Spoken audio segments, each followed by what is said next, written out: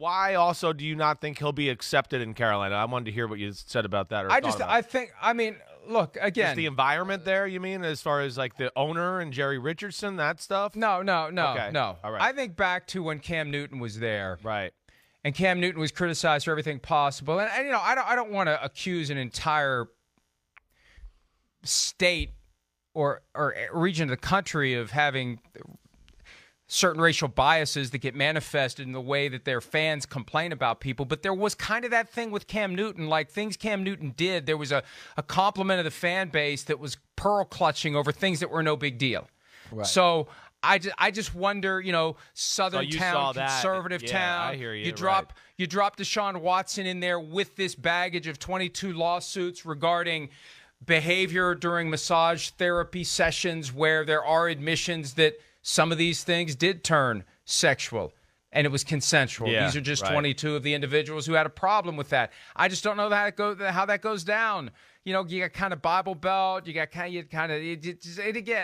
Again, I don't want to paint. I hear what with you're a broad saying. brush here. You're right. Over an entire area. I got But you. I just remember there was a lot of stuff that Cam Newton got criticized for. That you're like, what's wrong with you people? Yeah, right. He's he's awesome. He's one of the 10 best quarterbacks in football. What are we talking about? Why are we so worried about what he's wearing too to much. school or what he's wearing? He to wears work. weird clothes. Right. And he celebrates too much. Oh, right, okay. Well, then right. tackle him. I don't know what to say.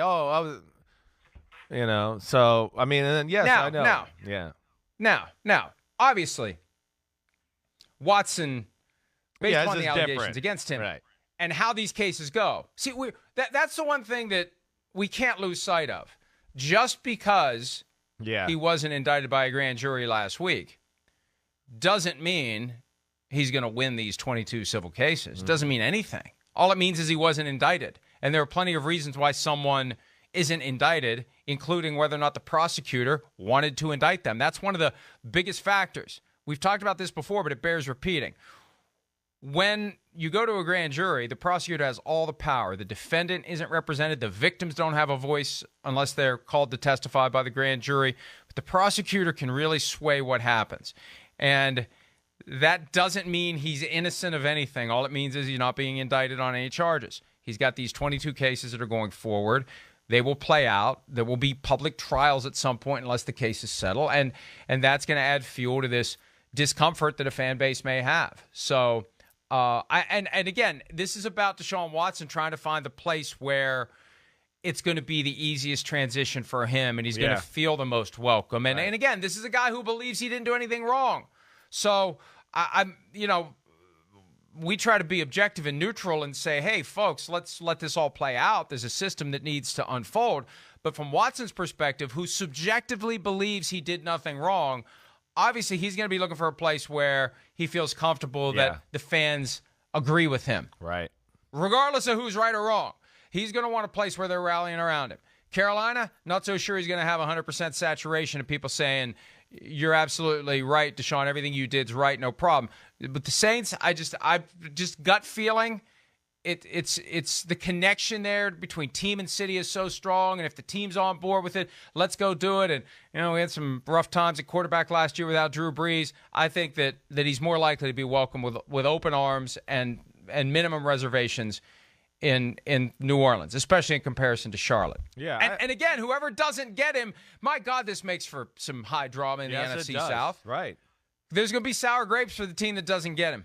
It really is. It's unbelievable that it's 3 NFC South teams and, one AFC North team, which is, stacked with 2 star quarterbacks already. You add Watson into the group there, you go, oh my gosh, wow.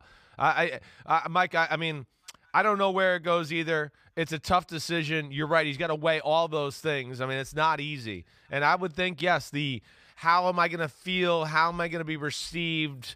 How is the organization going to support me through, the bumps in the road that we're going to have to deal with as far as, when I get signed, there's going to be some backlash. And you're right. I don't think, that's the other aspect here I do think we're forgetting, is the fact that there's still more to come out here. This is not done. You're right. Public opinion can be swayed a little bit more here with the decision the next 2 or 3 more days, next 2 or 3 days, you get into that, like you said, the civil, conversations again. And if he doesn't look good coming out of it, he's going to have to take some more lumps, or it's going to be more critical of him. So there's still a lot to be played out here in this situation.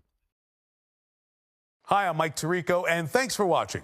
Make sure to hit subscribe for the latest news and highlights from NBC Sports.